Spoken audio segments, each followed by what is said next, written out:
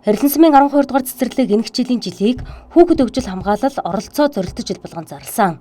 За энэ хүрээнд цэцэрлэгийн эцэг хасран хамгаалагч нарт хүүхэд хөгжүүлэх сургалт үйл ажиллагаа, суралцж байгаа орчин, хоолны амт чанартай танилцах, дугуйлангийн тайлант үйл ажиллагааг сурталчилан таниулах зорилгоор хүүхдийн хөгжилд та бидний оролцоо, нээлттэй хаалганы өдрөлөг зохион байгууллаа.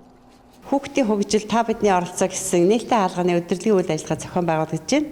За энэ өдрөлгийн маань гол зорилго бол бас сургуулийн өмнөх боловсролын үйл ажиллагаанд эцэг их олон нийтийн үйл ажиллагааг нэмэгдүүлэх, мөн одоо гэр бүлийн гишүүд маань багштай хамтран хүүхдийн тал бүрийн хөгжлийг дэмжих бүтээлч үйл ажиллагааг сайжруулах, тэдний оролцоо түншлэлтийг дээшлүүлэх ийм зорилготой үйл ажиллагаа маань явагдаж байгаа. Энэ үйл ажиллагаагаар бол эцэгчүүд маань хүүхдийн сургалтын үйл ажиллагаанд сууж цэцэрлэгийнхаа дотоод гадаад орчинтой танилцах, мөн хоолны одоо амталгаа чанарт одоо сэтгэл ханамжийн үнэлгээ өгөх, за мөн цэцэрлэгийн орчны гадаад дотоод орчин маань одоо бас стандарт шаардлагыг хангаж гэнэ үү гэдэг дээр одоо бас үнэлгээ өгүүлэлт өгөх хэлцүүлэг зохион байгуулах гэсэн ийм одоо 5 төрлийн үйл ажиллагаа зохион байгуулж байгаа. Энэ үйл ажиллагаанд цэцэрлэгийн маань 14 бүлгээс 100 гаруй эцэгчүүд маань хамрагдаж байна.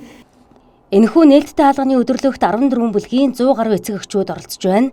Энэ жил дуу, бүжиг, зураг, аяку, цэгэр наадий, 3D баримтын шавраар урлагүй гэх мэт 5 төрлийн дугуйлан зохион явуулсан бөгөөд энэхүү нээлттэй хаалганы өдрөлгөөр эцэг эхчүүдэд танилцууллаа.